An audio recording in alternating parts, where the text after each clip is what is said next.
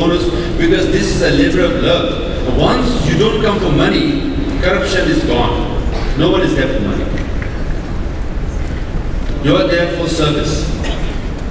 That's how you build things.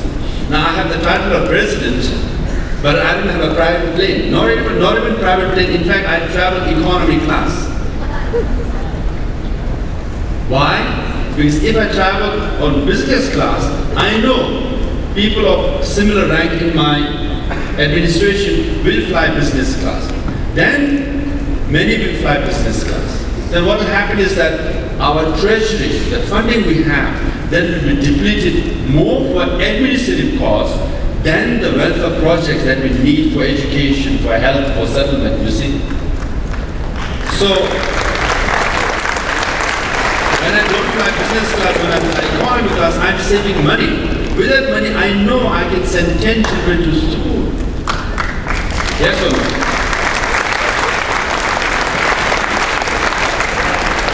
Now, this trip also, I could have taken all the Tibetan communities, asked me to stay one more day. So when I went to Seattle, they said they have Mount Rhino. You should go there, just have peace of mind. But I spent only one night in Seattle. Then I went to Portland. Portland said, we have Mount Hood. You must come and spend one day. I said no.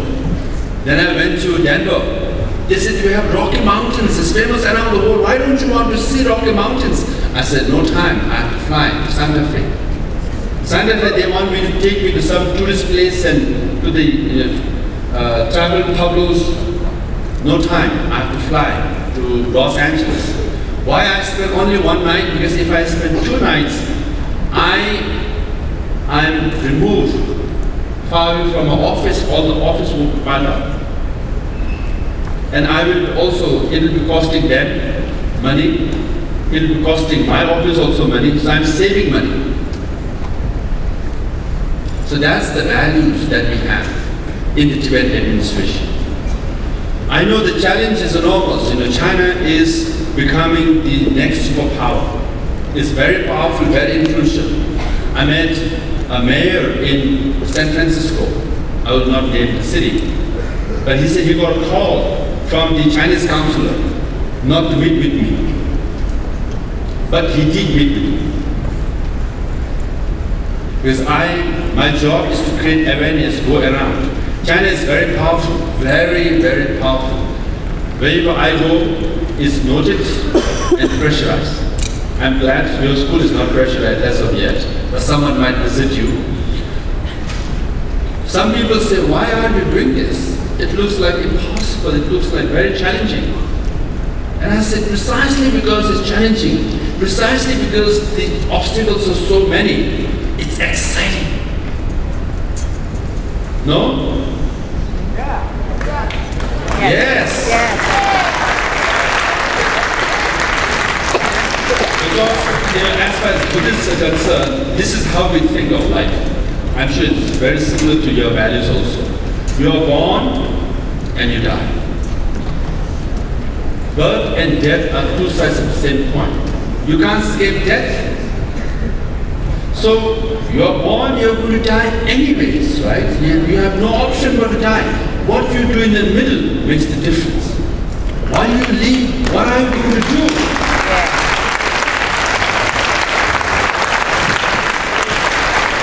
For your community, for your family, for your civilization, for your culture, for your identity, for the world, for humanity, what are you going to do? That will be remembered, not that you came and you went. Billions come and billions go. People, billions come, billions go, billions go. But what you do makes the difference.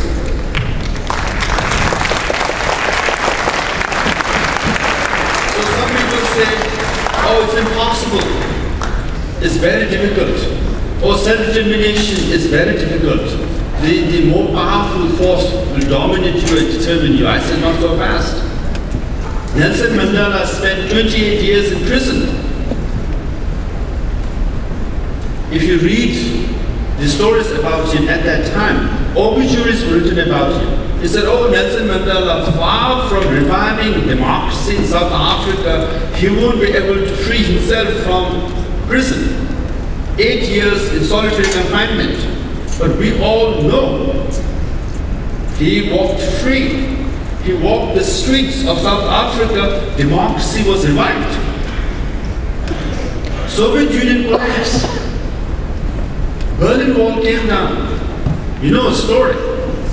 I met the former president of Poland, and he said, Lech Walesa, he said, then Chancellor and Foreign Minister of West Germany was visiting him. And then Foreign Minister of West Germany asked him, what do you make of all the students and the youth surrounding the Berlin Wall? And he told them, it's going to come down. And what did then Foreign Minister of West Germany said, oh, I would like to see that kind of problem, but it's not going to happen in my lifetime. 2 weeks later, Berlin Wall came down. Yes? And I also met, you can clap, yes?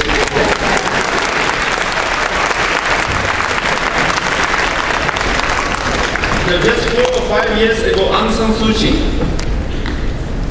again obituaries were written about her. She said, oh, she's on a house arrest, she cannot be free, nothing will happen in Burma, democracy is revived. She's walking free in the streets of Washington, D.C., capitals of Europe, and also in Burma. It just happened in the last 5 years. So why won't it happen to us? Even the journalists, they always say, oh, rationally, realistically, it won't happen to you. When they say that, I always say, I don't walk in rational choice theory business. I walk in irrational choice theory business, you see.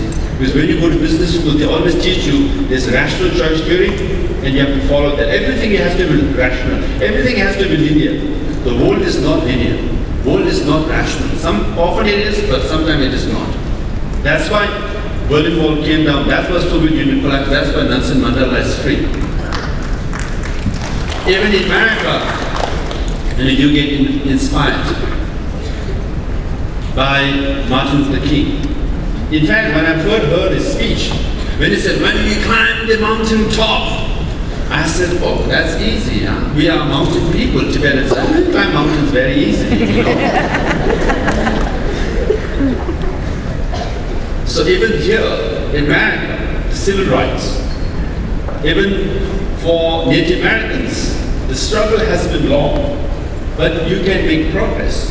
If you keep struggling, if you keep marching forward, only there is success.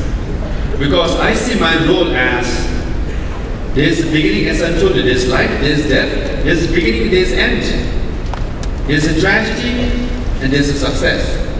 My job is to bridge the journey from the beginning to the end. So I am the bridge, one of those bridges, which bridges the beginning to the end. And I hope I'm more at the end of the journey than at the beginning of the journey. And I do believe one day soon, our self-determination, based on self-determination, rights of the Tibetan people will be restored. When that day happens, instead of you students visiting Tibetan schools in India, you can come to Tibet, and we all will celebrate. As you saw, your dances also have animals. As I walked in the classrooms and the library, there were a lot of bisons and horses. If you go to Tibetan community also, horses and the yaks are part of our culture, part of our art. So a lot of similarities. So we will also have, there's a lion dance and there's yak dance, both animal dance. So, you will do the eagle dance and we will do the yak dance and lion dance. So we'll have a joint performance in Lhasa, the capital city of Tibet.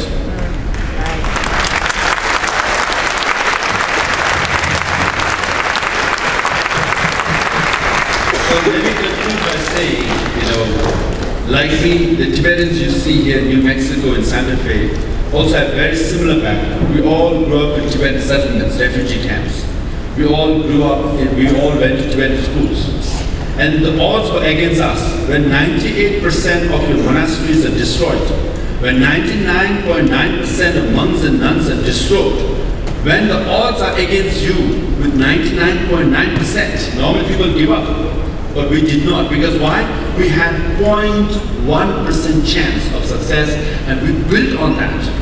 Now we are 99% back as far as our language is concerned.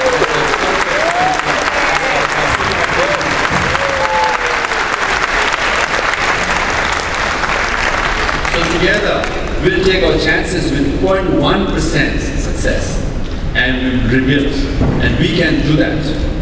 So, but we all must learn and know our language, know our tradition, know our customs, and this is the foundation of everything.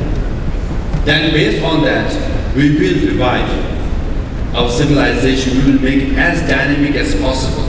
The only language in which the teachings of Buddha is preserved in the most comprehensive way. Isn't that a treasure for the whole world? Yes, yes. Hence, the issue of Tibetan culture is not just the issue of 6 million Tibetans, it is an issue for humanity.